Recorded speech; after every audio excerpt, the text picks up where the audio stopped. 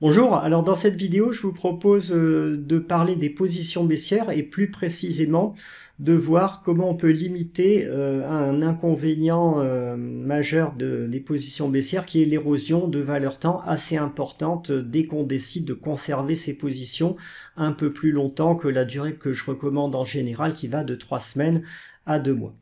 Donc ces positions baissières, bon, le problème qui se pose en ce moment, c'est que on est dans une situation où on sait qu'on va vers une récession, on sait qu'on va vers un marché baissier important, sauf vraiment cas de figure exceptionnel où toutes les prévisions de tous les indicateurs s'avéraient fausses pour la première fois depuis 50 ou 60 ans, mais c'est vraiment loin d'être le scénario le plus probable.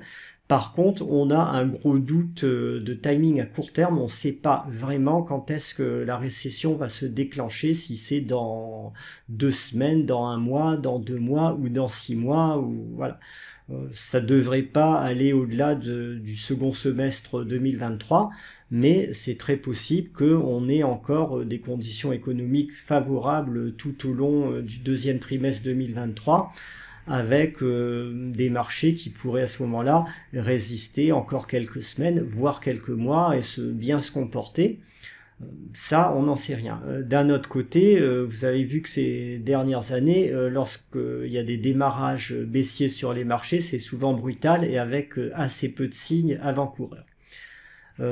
Sur les indicateurs macroéconomiques du moment, là aussi, on a pas mal de signaux contradictoires sur le court terme. Sur le long terme, c'est tout à fait différent.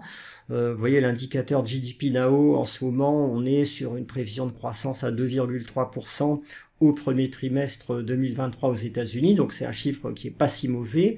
Dans le même temps, vous avez les ISM manufacturiers qui, eux, sont en forte baisse, qui signalent au contraire une dégradation de la situation. Les indicateurs avancés du Conference Board qui signalent aussi une dégradation marquée, et bien sûr le marché immobilier américain qui est en situation de forte contraction. Donc on a des indicateurs mitigés. Ce qui se passe, c'est que les consommateurs en ce moment continuent de consommer sur un rythme soutenu malgré la hausse des taux d'intérêt, à la fois parce qu'ils bénéficient de transferts de fonds gouvernementaux significatifs, qu'ils ont encore pour certains d'entre eux des réserves d'épargne issues du Covid qui n'ont pas encore dépensé, et enfin parce qu'ils font tourner leur carte de crédit à la consommation à fond. On a les encours de crédit à la consommation en ce moment sont en hausse de 16% par an en rythme annualisé. Donc tout ça, ça soutient l'économie à court terme, mais pas forcément évidemment pour très longtemps, donc voilà, ça peut se retourner à tout moment. On a aussi en facteur de soutien sur les marchés en ce moment les buybacks d'actions, donc les rachats d'actions par leurs propres entreprises qui sont à un niveau record aux États-Unis et qui sont aussi très soutenus en Europe. Donc tout ça, ça contribue à soutenir les marchés. Dans ce contexte-là, on peut avoir envie, malgré tout, au moins par intermittence, de prendre des positions baissières pour se protéger du risque baissier, parce qu'on sait que lorsque la récession va arriver, on n'aura probablement pas une gentille correction de 10 ou 15%. Ça risque d'être beaucoup plus profond, beaucoup plus violent que ça, et on peut avoir très rapidement des baisses de 30 ou 40% qui se produisent sur les marchés avant qu'on ait un vrai bas de cycle exploitable pour l'achat long terme sur toute une série de marchés. Donc voilà, malgré tout, évidemment, en ce moment, il y a pas mal d'actions à l'achat. On a envie de rester investi sur des titres intéressants.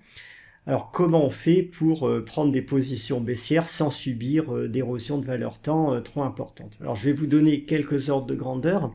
On a des points de référence qui sont fiables en ce moment sur notamment l'indice SP500, puisque en séance d'hier, on était aux alentours de 3970 à la clôture de Paris, et qu'on avait ce même niveau, ou quasiment ce même niveau, vous voyez ici sur la séance du 25 mai, où on était aussi aux alentours de 3970. Donc sur 9 mois, cet indice, ces futurs SP500 en fait n'ont quasiment pas varié, on est dans une consolidation plus ou moins horizontale. C'est quasiment la même chose sur le Nasdaq 100. On a une toute petite hausse du Nasdaq 100, mais bon, vous voyez que sur cette séance du 25 mai, on était aux alentours de 11 950, 11 970, et que hier, bon, à la clôture de Paris, on était aux alentours de 12 000, donc là aussi, on a quand même très très peu de variations. Et les devises, au niveau des devises, on a aussi assez peu de variations. Le 25 mai, vous voyez la parité euro-dollar, on était à 0,720 et hier en séance à Paris, on était aux alentours de 1,068. Donc on va dire que l'euro sur la période, bon, il a baissé de 0,4%, mais c'est assez peu significatif. Donc sur cette période entre le 25 mai et la séance d'hier, ce qui s'est passé pour le DSP5, il a baissé d'à peu près 8,5%. Donc on va vérifier ça tout de suite. Hein. On était à ce niveau-là le 25 mai. En clôture, on était à 11,2. Et en clôture de la séance d'hier, sur le DSP5, on était donc on a clôturé à 10,42. Donc on a baissé de quasiment 8% en l'espace de 9 mois sur le DSP5 avec des indices qui n'ont pas varié. Ça donne une érosion de valeur temps d'à peu près 1% par mois. C'est pas beaucoup pour un tracker à levier 2. Quand les marchés sont plus volatiles, plus agités, on peut avoir facilement des érosions de valeur temps à 1,5% par mois, voire 2% par mois dans les cas les plus extrêmes. Bon, mais c'est quand même gênant de perdre comme ça 8% sur une position baissière parce que ça finit par être coûteux en termes d'assurance, même si on a eu raison plus ou moins en se disant bah, je parie à juste titre contre le marché le plus faible qui est le SP500 ou le Nasdaq 100 américain, et en même temps de l'autre côté je vais profiter des opportunités d'achat qui existent sur des marchés qui sont peu valorisés, qui vont pouvoir se trouver en Europe, en Asie, en Pologne, etc., où on trouve des valeurs attractives. Entre parenthèses, hein, pour ceux qui ont choisi de prendre des positions baissières sur le CAC 40, là c'est pas du tout la même histoire. Bon, on n'a pas perdu 8% entre le 25 mai et aujourd'hui, hein, le tracker baissier BX4 que vous connaissez sans doute tous. Donc le 25 mai ici, vous voyez, on était aux alentours de 1,35 et on est aujourd'hui à 0,93. Donc là, on a baissé de 30%. Et c'est quelque chose qui est lié évidemment à la forte hausse du CAC qui a très largement surperformé les indices américains sur la période. Là aussi, c'est logique, les indices américains sont largement surévalués, alors que les indices européens le sont moins, donc les indices américains sont plus fragiles dans le contexte actuel. Alors ces observations, elles restent valables aujourd'hui. Quand on regarde les valorisations des indices, le cap des États-Unis, donc le PER ajusté des effets cycliques sur 10 ans, il est à 27,4. En France, on commence à devenir quand même assez significativement cher maintenant avec la hausse qui s'est accumulée. On est sur un cap de 23,5. Et en Europe, on est à 19,17. Mais si vous avez besoin de prendre des protections baissières, donc de shorter un marché, essayez de préférence quand même si le CAC a beaucoup monté, il est toujours préférable aujourd'hui de le faire sur les USA plutôt que sur la France et encore plus sur l'Europe qui est moins chère globalement. Donc voilà, après on a toujours des marchés qui sont en bas de cycle, hein, je vous en ai parlé, la Pologne, certains pays d'Asie qui sont pas chers du tout actuellement. Voilà pour ces premières remarques. Donc comment on peut faire maintenant si on a envie d'avoir des positions baissières avec beaucoup moins d'érosion de valeur temps? La solution, elle consiste à s'intéresser aux turbo put, parce que ces turbo put, ils n'ont pas de levier constant, donc ils n'ont pas d'érosion par bêta slippage. Ils vont avoir quand même, dans certains cas, c'est-à-dire dans les turbo put à durée infinie, à durée illimitée, une érosion de valeur temps liée à l'émetteur bancaire qui va ajuster progressivement la barrière désactivante, qui va la descendre au fil du temps à cause des taux d'intérêt, notamment. Donc il y a une érosion, mais elle est moindre. On va regarder ça tout de suite à travers un exemple. Alors je vous propose de regarder ici un turbo put sur le Nasdaq 100. qui a une barrière désactivante à 14 854. Lorsqu'il a été émis, cette barrière désactivante était proche de 15 000, donc elle a, comme je vous dis, baissé un petit peu, mais pas tant que ça. Et l'intérêt de ce turbo put, c'est qu'il a un effet de levier à 3,5, donc qui est beaucoup plus important que celui d'un tracker à levier 2. Malgré tout, bon, la barrière désactivante à 14 854, elle est quand même éloignée. Sur le Nasdaq 100, aujourd'hui, on est aux environs de 12 000. Donc, il faudrait que le Nasdaq 100 progresse de quasiment 25% pour arriver à désactiver ce turbo. Si on arrive à de tels niveaux de hausse, je pense que le scénario de récession, là, il serait carrément remis en cause. Il se passerait vraiment un événement assez improbable sur les marchés. C'est pas exclu, mais de toute façon, on a toujours la possibilité de couper la position bien avant, hein, donc ça se gère. Si on regarde comment ce turbo a évolué au fil du temps, donc on va regarder tout de suite ce que ça donne sur un an. Alors vous voyez que sur notre séance du 25 mai, donc on va regarder ici, donc le 25 mai, on était à 35,4 et hier en séance on était à 30, donc on a fini la séance à 33,65. Donc ici, on a quand même perdu sensiblement moins en termes d'érosion de valeur temps que sur le DSP5, parce que rappelez-vous, le Nasdaq 100, il a un petit peu monté, alors que le SP500 n'a pas du tout monté sur la période.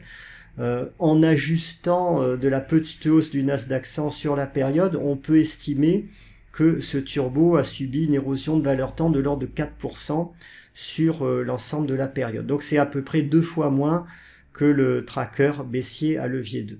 Alors l'inconvénient, il y a une contrepartie, vous avez moins d'érosion de valeur temps, ça c'est clair. L'inconvénient, c'est que vous avez une barrière désactivante, c'est-à-dire que si le Nasdaq 100 venait à monter de plus de 25%, vous perdez la totalité de votre investissement, alors qu'avec le tracker baissier à levier 2, ben, vous allez perdre beaucoup. Si le si le Nasdaq monte de 25%, ben, vous allez perdre plus de 50%, mais vous gardez quand même quelque chose, un résidu de votre investissement au final. Bon, est-ce que c'est un vrai inconvénient si on a une gestion correcte de ces positions baissières? Je pense pas, parce que vous allez quand même a priori couper la position bien avant que le Nasdaq 100 monte de 25%. Sinon, c'est un peu absurde de garder aussi longtemps une position baissière quand le marché vous donne tort. Donc finalement, ça peut être un outil qui est pas mal pour limiter l'érosion de valeur temps, tout en gardant des positions baissières sur une durée un petit peu plus longue si le marché, par exemple, consolide à l'horizontale. Si on veut maintenant qu'il n'y ait aucune érosion de valeur temps, il y a une solution qui existe qui consiste à prendre des turbos à durée limitée. Donc les banques proposent régulièrement des turbo put à durée, en général c'est une durée de vie de l'ordre de 6 mois. Celui-ci par exemple, il va expirer le 17 mars 2023, c'est un turbo put sur le Nasdaq 100. Il a aussi une barrière désactivante à 15 000, un effet levier à 4,2, donc c'est quand même un bon effet levier. Et lui, il a été émis aux alentours du 22 septembre, donc il y a à peu près 6 mois. Donc aujourd'hui, vous en avez bien sûr des plus récents qui viennent d'être émis au mois de février et qui vont avoir une durée d'existence qui va aller jusqu'au mois d'août, au mois de juillet ou au mois d'août, et qui vous permettent comme ça de vous positionner en protection baissière ou en spéculation baissière si vous avez envie de spéculer à la baisse sur le Nasdaq 100. Et lorsque l'échéance approche, bon, par exemple, si j'avais ce turbo put là, l'échéance approche, ben, je vais simplement le revendre sur le marché pour en racheter un autre dont la durée de vie sera de nouveau de 6 mois. Et comme ça, on peut faire plusieurs fois ce type d'opération. Là, vous voyez que la barrière, elle reste, la barrière désactivante, elle est à 15 000, elle était à 15 000 au départ, donc on n'a pas eu d'érosion de valeur temps sur ce support-là. Et évidemment, c'est quelque chose qui peut être intéressant, notamment si vous avez envie de garder une protection baissière sur une durée de 3 à 6 mois. sans subir le problème de bêta-slippage des trackers à levier constant. Là aussi, évidemment, il y a toujours l'inconvénient de la barrière désactivante, c'est-à-dire que si le Nasdaq vient toucher 15 000, vous perdez la totalité de votre investissement. Donc voilà pour ces remarques sur les protections baissières. Si vous voulez en savoir plus sur la gestion de position baissière, n'hésitez pas à consulter le lien en dessous de cette vidéo pour la formation du grand accélérateur. Et je propose aussi, dans le cadre de la lettre PEA, notamment des possibilités, des idées d'investissement sur ce type de produit, sur ces turbo puts. Surtout, gardez toujours à l'esprit que c'est un produit qui est ultra spéculatif. On a un gros effet de levier. Ici, on a un effet de levier de 4,2. Si vous prenez des barrières désactivantes qui vont être plus proches du cours du Nasdaq, on arrive très vite à des leviers de 7 ou 10. Donc là, il faut avoir bien sûr une gestion active, il faut avoir des stop-loss. Et surtout, on ne va pas miser 20% ou 25% de son portefeuille sur ce type de produit, ça serait complètement suicidaire. Bon, moi, en général, quand j'en prends, je vais prendre 1%, 2%, 3% de mon portefeuille dessus, juste à titre de protection, et c'est très bien comme ça.